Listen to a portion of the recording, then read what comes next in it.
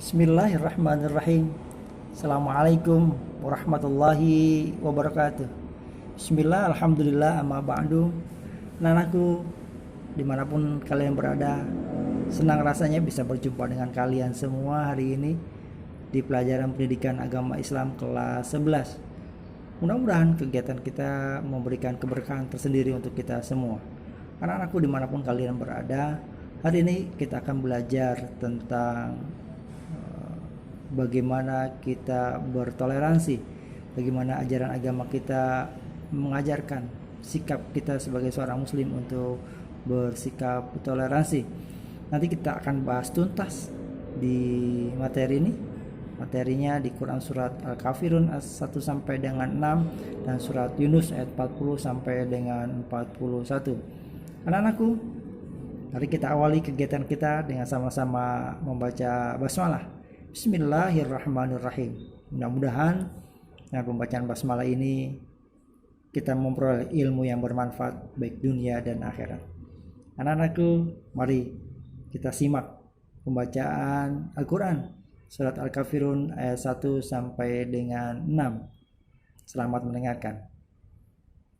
A'udzubillahi minasyaitonirrajim. Bismillahirrahmanirrahim. Qul ya ayyuhal kafirun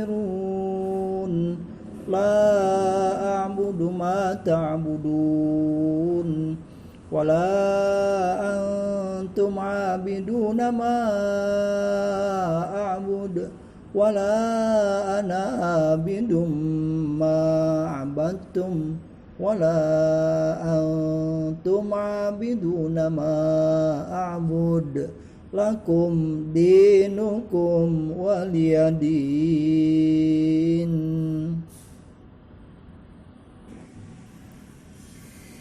Arti Al-Quran surat Al-Kafirun ayat 1 sampai dengan 6. Katakanlah, Muhammad, wahai orang-orang kafir, aku tidak akan menyembah apa yang kamu sembah, dan kamu bukan penyembah apa yang aku sembah.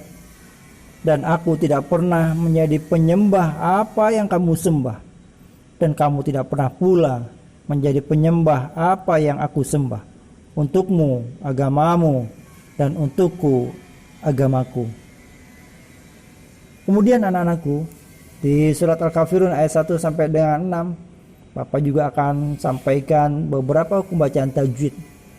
Bapak akan sampaikan 5 hukum bacaan tajwid dari surat Al-Kafirun ayat 1 sampai dengan 6. Yang pertama, ya ayyuha.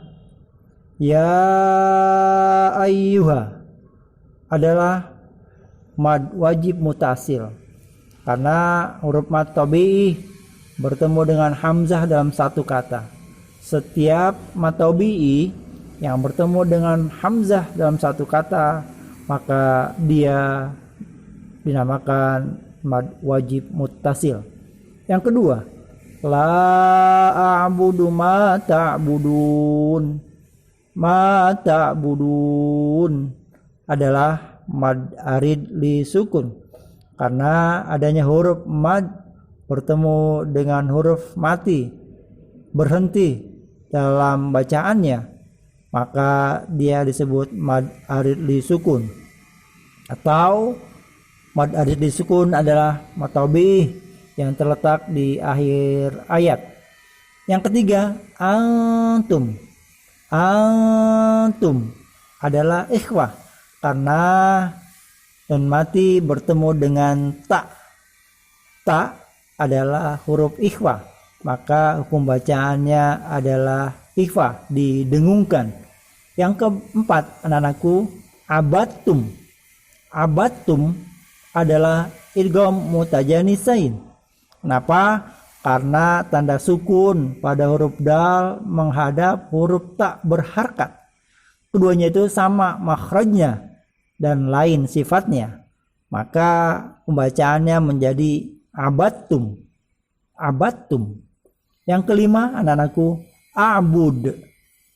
A'bud adalah qalqalah kubra, karena huruf dal berharkat sukun karena wakaf, maka dia dinamakan qalqalah kubro. Demikian anak-anakku terjemah surat Al-Kafirun ayat 1 sampai dengan 6 dan 5 hukum bacaan tajwid di surat Al-Kafirun ayat 1 sampai dengan 6. Mudah-mudahan kalian bisa menemukan hukum bacaan tajwid yang lainnya. Demikian kita lanjutkan anak-anakku dengan kegiatan berikutnya. Selanjutnya anak-anakku dimanapun kalian berada, kandungan Al-Quran surat Al-Kafirun ayat 1 sampai dengan 6. Surat Al-Kafirun ini terdiri atas 6 ayat, termasuk ke dalam surat Makkiyah. Dinamai Al-Kafirun, orang-orang kafir, diambil dari perkataan Al-Kafirun yang terdapat pada ayat yang pertama. Anak-anakku, kandungan yang pertama adalah penolakan dari Nabi Muhammad SAW dan umat Islam terhadap orang kafir Quraisy untuk mencampur adukan antara keimanan dan peribadatan.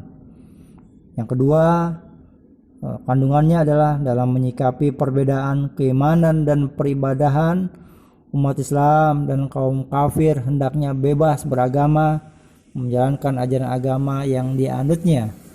Yang ketiga, tidak boleh saling mengganggu atau memaksa orang lain untuk menganut agama kita. Anak-anakku, berikutnya adalah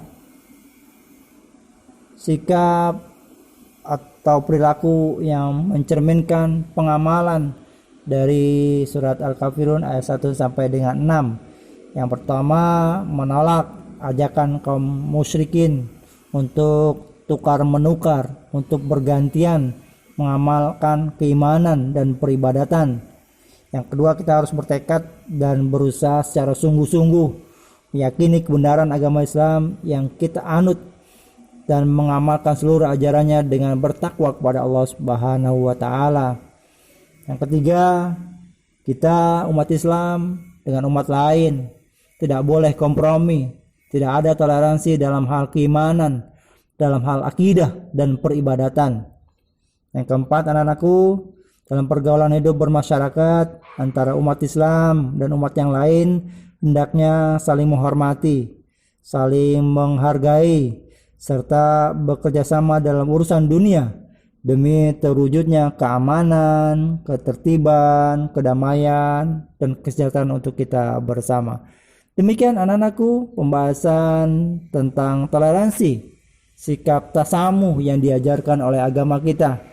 Kita sudah diajarkan 1400 tahun yang lalu bagaimana kita bersikap terhadap umat lain selain umat Islam. Demikian pembelajaran kita hari ini. Mudah-mudahan kalian lillah belajarnya agar tidak lelah dan kita mendapatkan ilmu yang bermanfaat untuk kehidupan kita baik dunia dan akhirat. Terima kasih anak-anakku, tetap semangat, mudah-mudahan kalian selalu berada dalam lindungan Allah Subhanahu wa taala. Amin. Amin ya rabbal alamin. Assalamualaikum warahmatullahi wabarakatuh.